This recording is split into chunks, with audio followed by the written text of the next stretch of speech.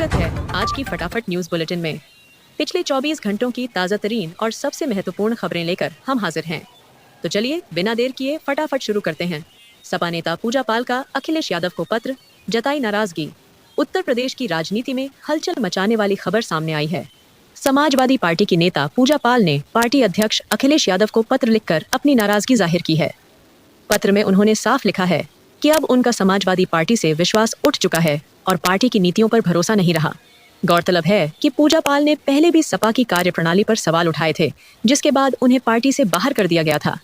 राजनीतिक गलियारों में उनके इस पत्र को पार्टी के अंदरूनी संकट से जोड़कर देखा जा रहा है। पूजा पाल के रुख से सपा नेतृत्व के लिए नई चुनौतियां खड़ी हो सकती हैं। प्रयागराज में जवाहर पंडित हत्याकांड पर सियासी बयानबाजी तेज। प्रयागराज में चर्चित जवाहर पंडित हत्याकांड को लेकर राजनीति गर्मा गई है। सपा विधायक विजमा यादव ने सवाल उठाया कि उनके पति की हत्या AK-47 से हुई थी, थी, लेकिन आज तक पीड़ित परिवार को न्याय क्यों नहीं मिला। उन्होंने कहा कि सत्ता बदलने पर भी इस केस में निष्पक्ष कार्रवाई नहीं हो रही है। इस पर भाजपा नेता और पूर्व विधायक उदयभान करवरिया ने पलटवार करते हुए कहा कि सच्चाई को तोड़ा मरोड़ा जा रहा है। उन्होंने आरोप लगाया कि विपक्षी दल इस केस का इस्तेमाल केवल राजनीतिक लाभ के लिए कर रहे हैं। करवरिया ने दावा किया कि न्यायपालिका और कानून पर उन्हें पूरा भरोसा है और सच जल्द सामने आएगा। इस विवाद ने प्रदेश की सियासत में एक बार फिर पुराने मामलों को सुर्खियों में ला दिया है।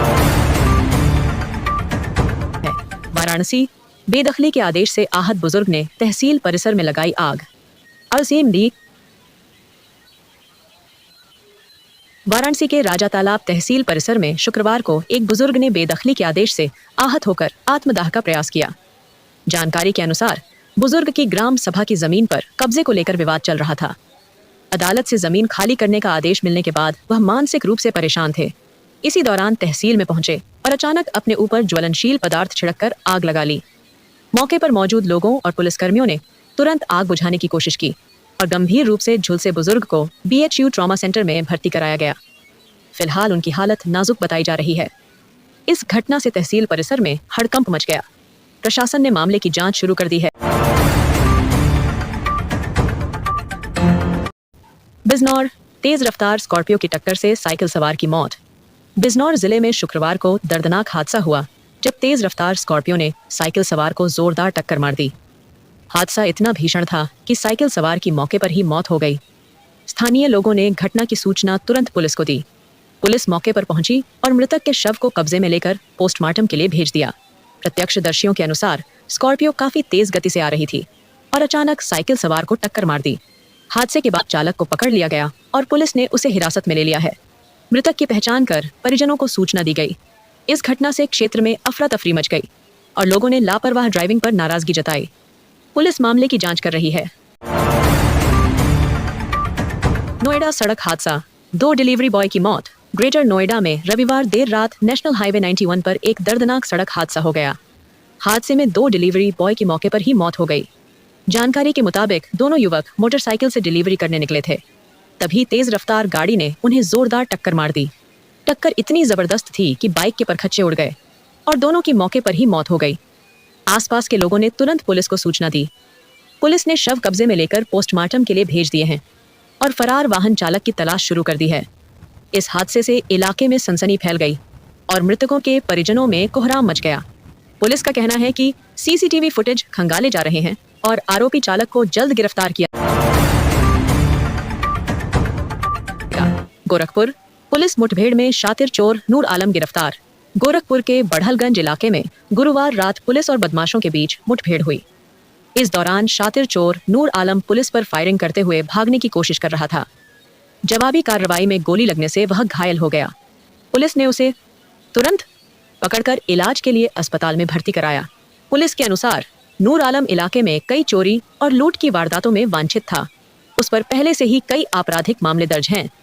मुठभेड़ की सूचना मिलते ही मौके पर भारी पुलिस बल तैनात कर दिया गया।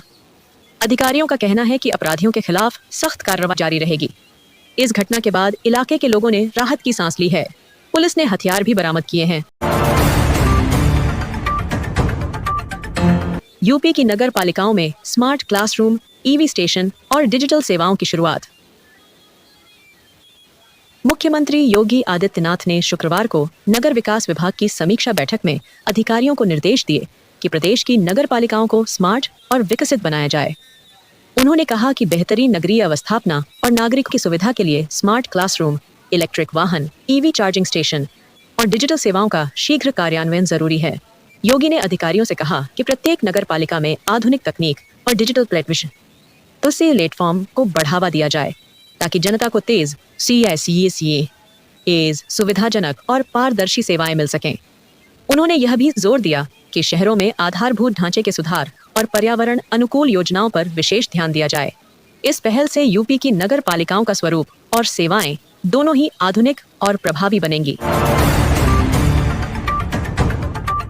स्वामी प्रसाद मौर्य पर कांवड़ियों को लेकर विवादित टिप्पणी, संभल अदालत में याचिका दायर। पूर्व मंत्री स्वामी प्रसाद मौर्य अब कांवड़ियों पर अपनी टिप्पणी को लेकर विवादों में फंसते दिखाई दे रहे हैं। संभल की अदालत में उनके खिलाफ याचिका दायर की गई है। याचिका सपा विधायक द्वारा प्रस्तुत की गई है, जिसमें मौर्य की हाल ही में की गई टिप्पणियों को आपत्तिजनक और समाज में तनाव पैदा करने वाला बताया गया है। याचिका में मांग की गई है कि मामले की गहन जांच की जाए और यदि आवश्यक हो तो उनके खिलाफ कानूनी कार्रवाई की जाए। इस कदम से राजनीतिक गलियारों में हलचल बढ़ गई है और प्रदेश की सियासत में इस विवाद को लेकर बहस तेज हो गई है। आगामी सुनवाई में अदालत मामले पर विचार कर सकती है। लखनऊ नगर निगम में नया उपाध्यक्ष, चरणजीत गांधी को सौंपी जिम्मेदारी। लखनऊ नगर निगम की कार्यकारिणी में नया बदलाव हुआ है। चरणजीत गांधी को नगर निगम उपाध्यक्ष का पदभार सौंपा गया है। इससे पहले यह जिम्मेदारी गिरीश गुप्ता के पास थी, जिन्होंने अपने कार्यकाल में कई अहम फैसलों और योजनाओं को लागू किया। चरणजीत गांधी के नेतृत्व में उम्मीद जताई जा रही है कि नगर निगम के विभिन्न विकास कार्य और योजनाएं और प्रभावी ढंग से संचालित होंगी। उनका नाम स्थानीय राजनीति और प्रशासन में एक अनुभवशील और जिम्मेदार नेता के रूप में जाना जाता है। कार्यकारिणी के अन्य सदस्यों ने भी उनके चयन का स्वागत किया है। अब नगर निगम के विकास और संचालन में चरणजीत गांधी की सक्रिय भूमिका देखने को मिलेगी, जिससे शहर की प्रशासनिक गतिविधियों में नई ऊर्जा और दिशा आने की उम्मीद है। अगर आपको हमारी खबर पसंद आई हो तो चैनल को सब्सक्राइब जरूर करें और नोटिफिकेशन बेल दबाना न भूलें ताकि हर बड़ी खबर आप तक सबसे पहले पहुंचे।